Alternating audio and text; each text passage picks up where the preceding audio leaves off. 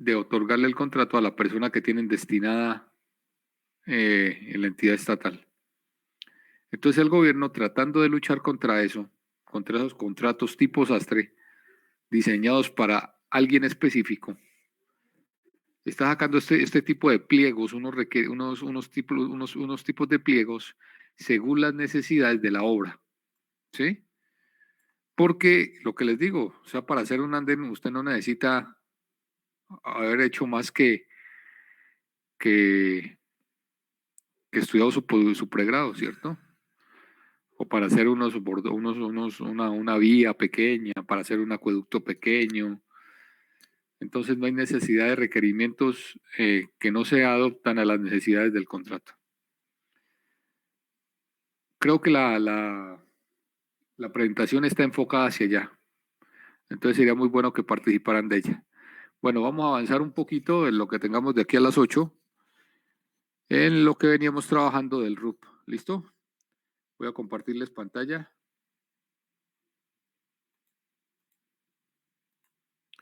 Ustedes me dicen si la están viendo. Sí, profe. Pues el PDF. Ajá.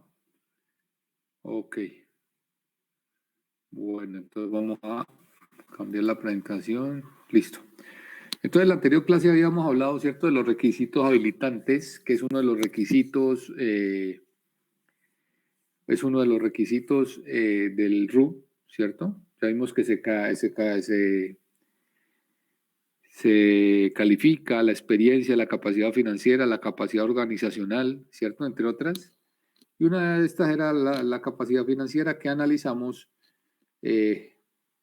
no tan profundamente porque para saber de índices de liquidez, índices de endeudamiento y razón de cobertura, tenemos que habernos metido a la parte financiera de la empresa, que no es parte de este curso, pero que sí es parte del curso de elementos de administración financiera. Y entonces la vamos a tratar así de este tipo. Yo para poderle explicar qué es el índice de liquidez les tendría que haber explicado qué es un balance general y qué es un estado de resultados. Y lógicamente, pues en eso me voy a echar mucho tiempo que aquí no hace parte de este curso, ¿cierto? Entonces, por ahora tengamos en cuenta que estos son requerimientos de tipo financiero y que son índices. Los índices son razones, ¿sí? O como dice abajo, razón de cobertura, que enfrenta dos aspectos financieros de la empresa y con los cuales pues se debe cumplir, así de sencillo. Bien, sigamos. Requisito habilitante, entonces, capacidad financiera es aquella que a través de sus indicadores busca conocer la salud financiera del proponente y su capacidad para cumplir cabal y oportunamente el objeto del contrato. Eso es lo que busca el análisis de la capacidad financiera, ¿cierto? Recording is on. Que usted esté en capacidad de en cualquier momento en que se presente cualquier tipo de inconveniente, tener con qué responder. Y eso en general en el mundo financiero se vive constantemente, ¿no? Los bancos no le prestan a usted si usted no tiene un respaldo económico. Así de ilógica es la cosa, ¿no? Porque uno recurre a un banco para prestarle porque no tiene plata, pero el banco no le presta a usted si usted no tiene un respaldo económico. Bien. Entonces dice, fecha de corte de información financiera, trámite de renovación 31 de diciembre del año inmediatamente anterior. Es decir que usted tiene que presentar sus estados de resultados, ¿cierto? Y su balance general a 31 de diciembre del año anterior. Caso especial. Para las personas jurídicas que no tienen antigüedad suficiente para tener estados financieros, que es de lo que yo les estoy hablando, auditados a 31 de diciembre, deben inscribirse con estados financieros de corte trimestral o de apertura. Es decir, con los recursos con los que usted está arrancando la empresa, ¿sí? En caso de ser una persona natural, es decir, que no sea una empresa de la que estamos hablando aquí para inscribirse en el RUP, usted también puede presentar sus estados financieros, ¿cierto? Lo que tiene y lo que debe, en resumen. Y eso se lo puede hacer un contador ¿Quién es la persona encargada de firmarle ese balance? Bien, lógicamente esto tiene que estar en coherencia financiera con lo que usted presentó en el registro mercantil, ¿cierto? Y en el ESALES. Bien. Documentos de soporte, bueno. Personas jurídicas, es decir, empresas. Estados financieros suscritos por el representante legal, debidamente auditados y certificados por el contador o auditor o revisor fiscal. Yo les comentaba en la anterior clase que dependiendo del tipo de empresa, ¿cierto? De lo grande que sea la empresa, con la firma de un contador tiene. Cuando las empresas son muy grandes, entonces ya no hablamos de contador, ¿cierto? O auditor, sino de revisor fiscal. Esas son unas obligaciones de la DIAN, pero por ahora ustedes solo tienen que saber eso, ¿cierto? Que el revisor fiscal es por lo general un contador, ¿sí? Con mucha experiencia y muchos conocimientos, que tiene una responsabilidad mayor ante este tipo de empresas. Certificación en la que conste las principales cuentas de información financiera, ¿sí? La cual debe tener las principales cuentas detalladas del balance general, las principales cuentas del estado de pérdidas y ganancias y las cuentas contingentes, deudoras y acreedoras. Estoy pensando en la próxima clase darles un pequeño, una clase pequeña sobre estas cuentas, el balance general y el PIG, ¿cierto? O el estado de resultados, que también se le llama, para que tengan más o menos idea de qué es esto y no queden tan en el aire. Entonces, en la próxima clase les voy a hablar un poquito de eso. Bien, personas jurídicas con grupo empresarial, estados financieros de la sociedad y los estados financieros consolidados del grupo empresarial. Bien, tamaño de la empresa, micro, pequeña o mediana. Entonces, los estados financieros hay que presentar es el balance general y el estado de resultados de las cuentas de estos dos estados financieros. Se sacan los indicadores que vimos anteriormente, ¿no? De las cuentas del balance general y del estado de resultados, sacamos los indicadores que vimos anteriormente. Y alguna nota aclaratoria o alguna nota adicional por algún tipo de movimiento que necesite el estado financiero. Cuando hablamos de una gran empresa, ¿cierto? El 90% de las empresas de Colombia son micro, pequeña o mediana empresa, y las grandes empresas están entre el 10 y el 8%, ¿sí? A este tipo de empresas se les pide otra cosa. Se les pide el balance general, el estado de resultados, que son los mismos que están acá, ¿sí? Pero también se les pide los otros 3 estados financieros, que son el flujo de efectivo, el estado de cambios de la situación financiera y el estado de cambios de patrimonio. Estos son los 5 estados financieros que se manejan en Colombia. Pero los más importantes son el balance general y el estado de resultados. El balance general les da una idea de la situación actual financiera de la empresa, de qué tiene la empresa, de qué debe la empresa, ¿cierto? Cómo son los tipos de activos, es decir, qué es lo que tiene la empresa, si los tiene, son activos que son fácilmente convertibles en efectivo a corto plazo, ¿cierto? O si son activos que se llaman activos fijos o activos no corrientes que no son convertibles en el corto plazo en dinero en efectivo, como les decía a ustedes. Ejemplo, maquinaria, ejemplo, inmuebles, ¿cierto? Edificios. Eso hace parte de la empresa, pero eso no es convertible prontamente en efectivo, ¿sí? No es convertible prontamente en efectivo.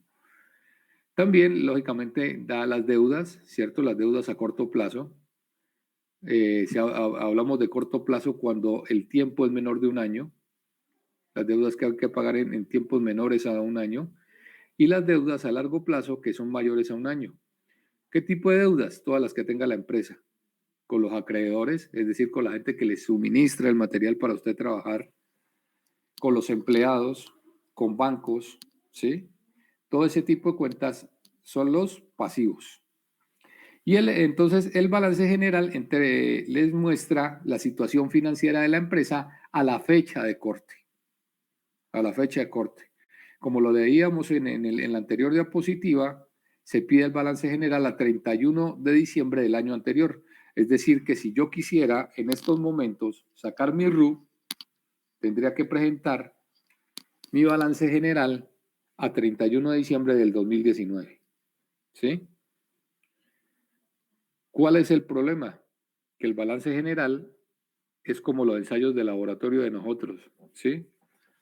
Es decir, es una muestra de algo que ya está hecho, no del momento actual. Entonces, en este tiempo pueden haber cambiado muchas cosas, pero se acepta así, ¿no? Ahora tengo que decirles que los estados financieros, dependiendo del tipo de empresa, se sacan con diferente frecuencia. Por ejemplo, una de estas pequeñas empresas, la micro, la pequeña y la mediana, pues están sacando sus estados financieros cada año y no hay ningún problema. ¿Por qué?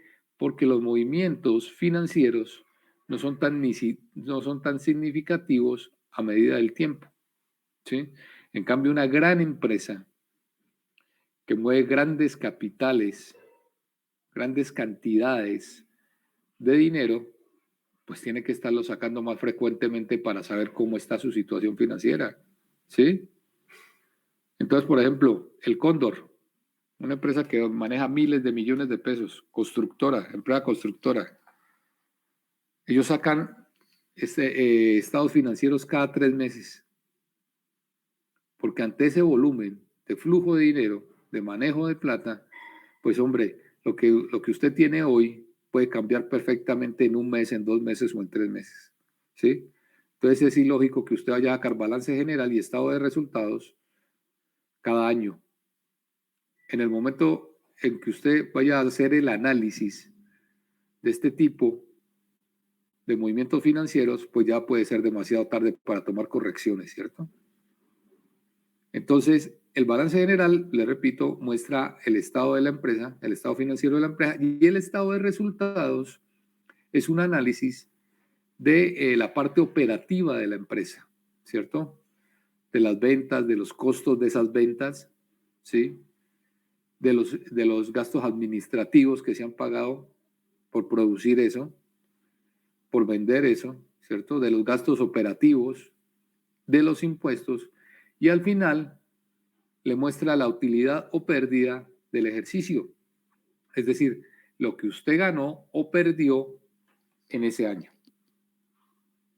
Entonces, el estado de resultados sirve para ver cómo se está manejando la parte financiera en la venta y producción de nuestros elementos, ¿cierto? Y el balance general le muestra en general el estado de la empresa. No sé si les quedó claro. Bueno, trataré en la otra clase de mostrarles algo de esto para que les quede un poco claro, un poco más claro. Pero como les digo, todo esto es parte del curso de elementos de administración financiera, ¿no? Todo esto. Ahí conocemos qué es un balance general, un estado de resultados, bueno, en fin. Es muy importante para alguien que se vaya a poner al frente de una empresa, independiente si usted va a gerenciar una empresa constructora o otro tipo de empresa, todos los gerentes tienen que saber de esto. Tienen que saber de esto. Porque ¿qué hace el gerente? Tomar decisiones. Esa es la principal función, ¿cierto? De la gente, de los altos cargos administrativos. Tomar decisiones. Y para usted tomar decisiones tiene que saber qué es esto. ¿Sí?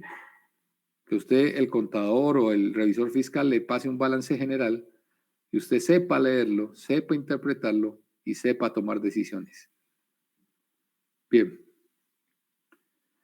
Documentos de soporte, entonces, personas naturales que llevan contabilidad, los estados financieros debidamente certificados, lo que les decía, ¿cierto?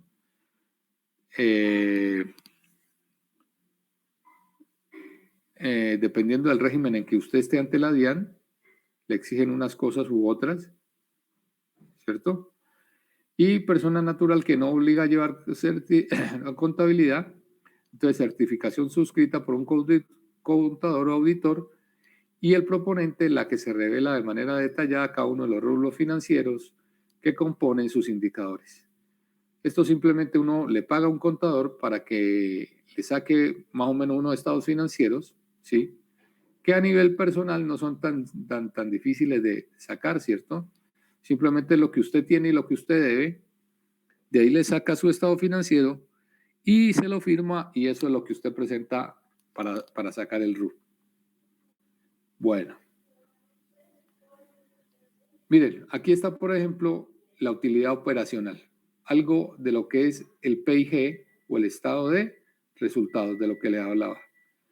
Tienen los ingresos operacionales, es los ingresos, ¿cierto? Debido a lo que usted se dedica, es decir, si usted construye, estos ingresos operacionales son debido a lo que usted construyó, a los contratos que hizo durante el año que estamos analizando, ¿sí?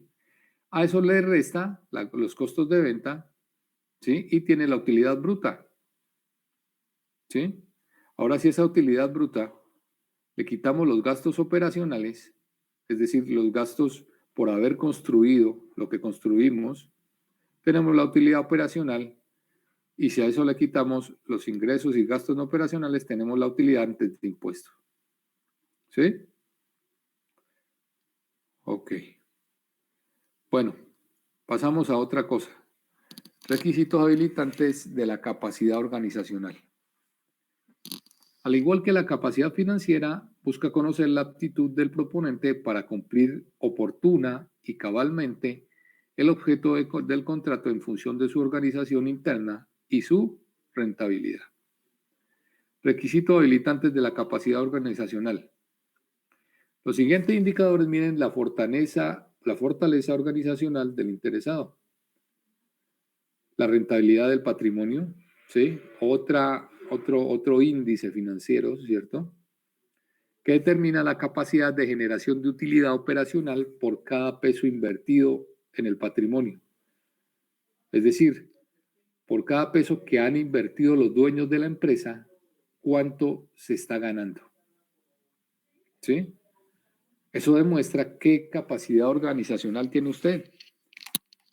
Porque si usted no gana por su inversión, significa que se están haciendo mal las cosas. ¿Sí? Significa que se están haciendo mal las cosas.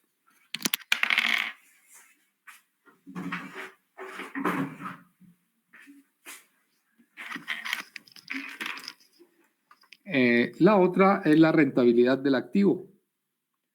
Determina la capacidad de generación de utilidad operacional por cada peso invertido en el activo. Es decir, por cada una de los pesos que pertenecen a la empresa, de los cuales los dueños son dueños, valga la redundancia, ¿sí? ¿Cuánto está produciendo usted? Es decir, por cada peso que usted tiene invertido en maquinaria, ¿cuánto le está rentando en utilidad? Por cada peso que usted tiene invertido en edificios, ¿qué utilidad está recibiendo?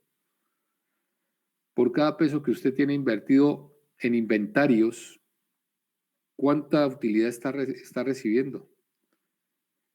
Y miren que eso lo relacionan con la capacidad organizacional, ¿no?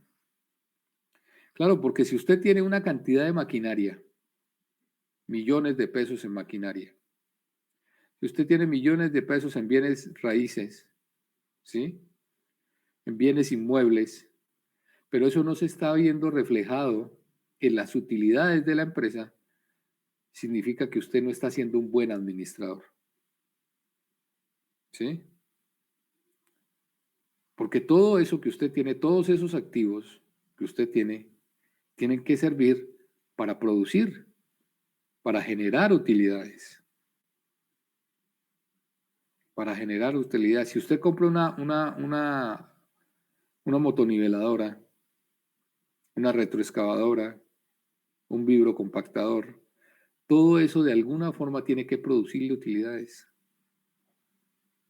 Porque si no, es plata que se está perdiendo. ¿Sí? En primer lugar, el equipo se está depreciando. Y en segundo lugar, esa cantidad de miles de millones de pesos, dependiendo del equipo o de la maquinaria que usted haya comprado, pues es plata muerta, es plata que está ahí, guardada en el garaje, ¿sí? Y de eso no se trata. Entonces, también miden desde esa forma, desde estos dos indicadores, que también son financieros, ¿sí? La capacidad organizacional de la empresa. Profe, ¿Sí? suponiendo uno tiene un lote, ¿no? Y lo arrienda, ¿eso se Ajá. tiene que reportar? O sea, ¿se reporta para que entre ahí como en rentabilidad de activo? Claro que sí, claro que sí. Eso entraría como rendimiento de los activos, ¿cierto? Claro. Claro que sí. Sí, Ya, ya. Ujú. por supuesto que sí. Por ejemplo, ahí ya estás produciendo, ¿cierto? Ahí ya tienes un lote que al menos está arrendado y está produciendo algún tipo de ganancias, ¿sí? Entonces, miren, aquí nos colocan dos índices, ¿cierto? La rentabilidad del patrimonio. Entonces, utilidad o pérdida operacional, que viene del estado de pérdidas y ganancias, o el PIG, que lo vimos acá, miren, me voy a volver un poco. Este aquí, ese dato viene aquí del estado de resultados. ¿Están viendo la manito? Hola. Bueno, entonces miren, eso viene aquí del estado de resultados, ¿sí? De ahí se saca ese valor, ¿sí? La utilidad o pérdida del año, lo que usted ganó o perdió en el año, sobre el patrimonio. Es decir, ¿cuánto ganó usted con respecto a lo que los dueños de la empresa han invertido? Y entonces le da un valor, ¿sí? Le da un valor. Lógicamente, entre esto sea más grande, significa que usted está haciendo mejor las cosas. Porque si esto es más grande, significa que la utilidad es más grande que lo del patrimonio, ¿sí? Que lo del patrimonio. Entonces, lo otro, rentabilidad del activo, la utilidad o pérdida operacional en el año, lo mismo, lo que les acabo de decir, ¿sí? Sobre los activos, es decir, cuánto ganó usted con respecto a lo que tiene. Es decir, cuánto ganó con respecto a qué, a la maquinaria que tiene, a los edificios que tiene, a la plata que tiene en los bancos, ¿sí? Con respecto a los inventarios que tiene, ¿cuánto ganó usted con respecto a ese dinero? ¿Sí? Esos son las dos análisis que están haciendo aquí, ¿sí? Indique el total de la operación, aquí, aquí y aquí. Entonces, estas dos cosas que reflejan, si usted es un buen administrador o si es un mal administrador. Desde el punto de vista financiero, la capacidad organizacional le está reflejando eso. Porque si usted no está rindiendo, si usted tiene una gran cantidad de plata invertida en su empresa y su utilidad es bajita, significa que usted no está haciendo bien las cosas. Lo mismo acá. Si usted tiene una cantidad de cosas, maquinaria, edificios, inventarios, plata en los bancos, pero su utilidad operacional es bajita, significa que usted no está haciendo bien las cosas. ¿Sí? Es decir, algo está fallando al interior de la empresa. Algo está fallando. Lógicamente, hay de épocas a épocas, ¿no? Eso también es parte de la vida empresarial. No siempre se tienen que tener utilidades o no siempre las utilidades tienen que ser altas. No. Inclusive en épocas como las que estamos viviendo, la utilidad puede ser cero y eso puede demostrar que usted es un buen gerente. ¿Sí? ¿Por qué? Porque es que depende de la época.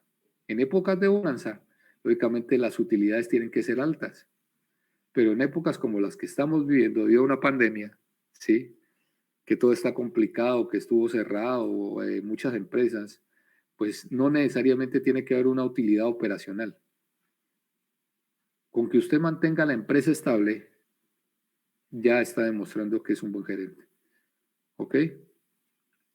Bien. Clasificación. Bueno, muchachos, yo seguiría aquí, pero creo que tengo que darles tiempo para que entren a la conferencia. Van a ser las 8. No alcanzamos a avanzar mucho hoy. Nos quedan faltando algunas diapositivas.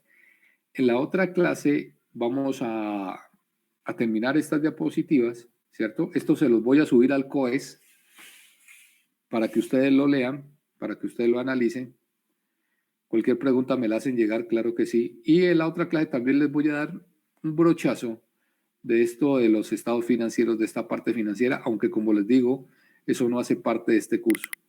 Pero les voy a dar un brochazo para que no queden tan en el aire. Ya tenemos que ir planificando el primer parcial. No sé si la otra semana, a finales de la otra semana, tal vez dentro de 8 días, ¿sí? Porque ya va siendo hora de hacer un parcial, ¿cierto? Ya va siendo hora de hacer un parcial, entonces vayan teniéndolo en cuenta. Y hablamos de él en la otra clase. Bueno, traten de entrar a la conferencia, ahí les mandé el link. No sé cuánto tiempo durará, pero traten de asistir a todo lo que puedan si están en sus posibilidades para que aprendan más de esto, ¿no? Miren la importancia de eso. Es un evento de COMNIA, ¿cierto? Del Consejo de Ingeniería, Nacional de Ingeniería, porque es importante saberlo. Entonces, muchachos, nos vemos en la otra clase. ¿Listo? Hola. Listo, profe. Muchas gracias. Bueno, muchachos, nos vemos. Cuídense. Chao, adiós. Muchas gracias, ingeniero.